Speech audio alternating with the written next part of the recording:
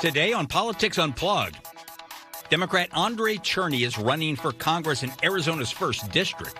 He joins us to talk about the race and the federal investigation into a company he founded. The former head of Arizona's prisons pointed a gun at police during a standoff at his home. So why doesn't Charles Ryan face any jail time? We'll hear from the county attorney. And House Republicans killed a bipartisan plan to address border issues. So how is this going to play in November? Our panel weighs in on Politics Unplugged. And good evening. I'm political editor Dennis Welch. This is Politics Unplugged, and one of the most competitive races this election season figures to be Congressional District 1, where several Democrats are hoping to take on incumbent David Schweikert in the fall. One of those candidates is Andrei Cherny, the former chairman of the state Democratic Party. He joins us now. Thank you very much for being here. And let's just start off with the tease to the show. You founded a company, I believe, back in 2013 called Aspiration, and we've learned over the past month or so that company is now under federal investigation because it wasn't able to back up the promises it made. Now, this company was an environmentally friendly company. It had goals of like planting, correct me if I'm wrong, like 35 million trees and something like that. But you didn't live up to those expectations. What is going on with this investigation? What do you know about it? Well, I'm glad you asked me that question, and glad to get a chance to address this. And unfortunately, there's been a lot of things out there that just haven't been true. What's going on here is an investigation of a bunch of companies in the climate industry. I've spent most of my career working on carbon removal, working on fighting the climate crisis, and going back to when I worked for Al Gore 25 years ago, and started Aspiration to help people use their dollars to fight climate change and help businesses do the same. We started working on these very large carbon removal projects all over the world.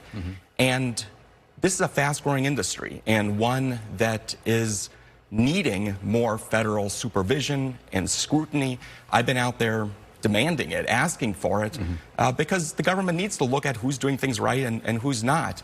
The truth is, no one has said that Aspiration didn't live up to its promises. Nobody has said that Aspiration didn't deliver on what it was supposed to do.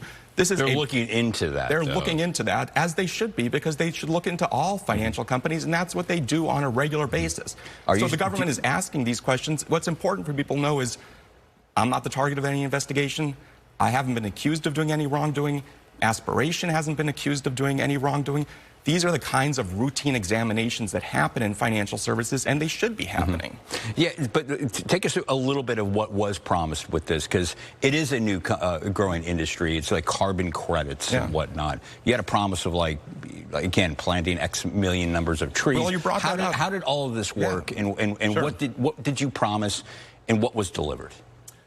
So you said promised 35 million trees, and we didn't plant that many.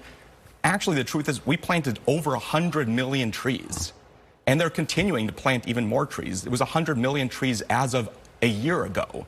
So we've exceeded all of those promises. So there's been nobody out there who has said we did not live up to those promises. That's a falsehood just being spread around. Nobody has accused us of not living up to those promises. What we were doing was having large reforestation projects and also investing in these projects all over the world to suck carbon out of the atmosphere to fight climate change. We were building a company as one of the companies doing it the right way. And so the government's looking at a whole bunch of companies out there.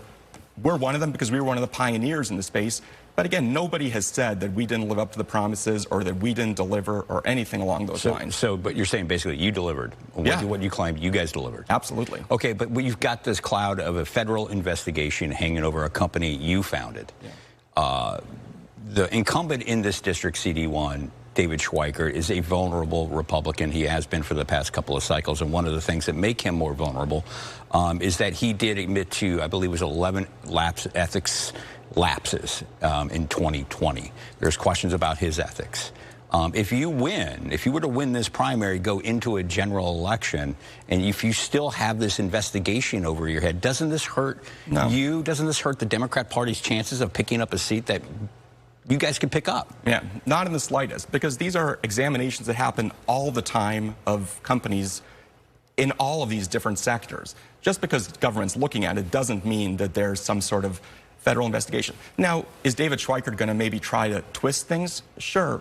But this is a guy who lies about things all the time, and he might lie about this too, but let's remember, this is a guy who accused his Republican primary opponent of being gay wrongly. A guy who said that Jevin Hodge was going to be a member of the squad wrongly. This guy who has not done anything for the people of Arizona and yet will do anything to stay in office.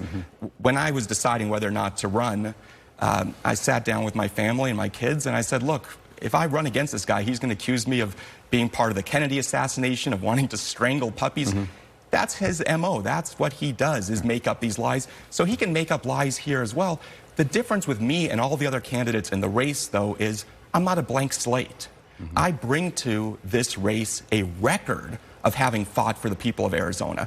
Talk about the border, for instance, right? I was, as Assistant Attorney General, focused on and prosecuting these large-scale border smuggling rings. And so he's going to be out there, and we're going to contrast that with his record when it comes to cutting Border Patrol, when it comes to wanting to get rid of the FBI because they're too mean to his pal Donald Trump. And so I can't wait for that debate with him. He can throw up whatever lies he wants. I'm going to come back with the truth. But it's not a lie that the company you founded is under investigation. It would hang over the campaign. No, it wouldn't. You don't think it would? No, because these investigations, examinations happen of every financial company all the time. And so any financial company you can think of is constantly being looked at. That's part of the process of being in a regulated industry. So I don't see this as being anything out of the ordinary. All right. You brought up the record. You said you have a record of fighting for Arizonans. Let's talk about your record as a politician, because you haven't held elective office except for, the party chairman. In 2012, you ran for Congress. Yeah. Just like this year, you outraised everybody. You did very well financially in that, but you came in third that year. Kirsten Sinema won. David Shapiro came in second. You came in third. Again, you're leading in fundraising totals this year, this cycle. What's different this year?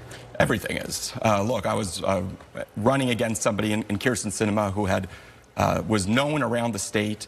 And what's different is this, too, which is, look, back then, we were saying, here is, in Kirsten Sinema, somebody who is every Republican lobbyist and big donor's favorite Democrat, every Republican legislator's favorite Democrat. And people said, oh, it doesn't matter. Whoever wins the primary will be fine. And it wasn't fine. It hasn't been fine. So what I bring to this is a track record of being somebody who has been fighting for democratic values for 25 years. In a way that nobody else in this race has been. In fact, we have a bunch of people in this race who have been fighting against Democrats for most of the past 25 years. So a very, very different kind of scenario. What are you doing differently than connect with voters? Because obviously in 2012, you did, again, well financially, but you just didn't connect with voters. In fact, you placed third in that race. What are you doing different? We lost by about a swing of 2,000 votes from being in first place. Loss is a loss. Loss is a loss, absolutely. And so we're doing a bunch of things differently.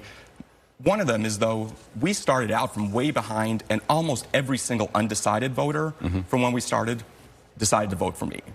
Here, we're starting out with a lot more people who are up for grabs, and so I'm able to bring that record. It's why people who have looked at this race, people like the League of Conservation Voters, looked at everybody, decided to support me. The Brady PAC against gun violence, one of only 4 candidates for Congress in all of America that they have decided to support, because they've looked at all the candidates in this race and said there's only one person here who has actually been fighting to make this a better state and a better country and has that track record. And so that's a very, very different kind of dynamic. All right, I want to thank you very much for coming on the show and taking the questions there. Good luck on the rest of the campaign. And still ahead, the former head of Arizona's prisons got off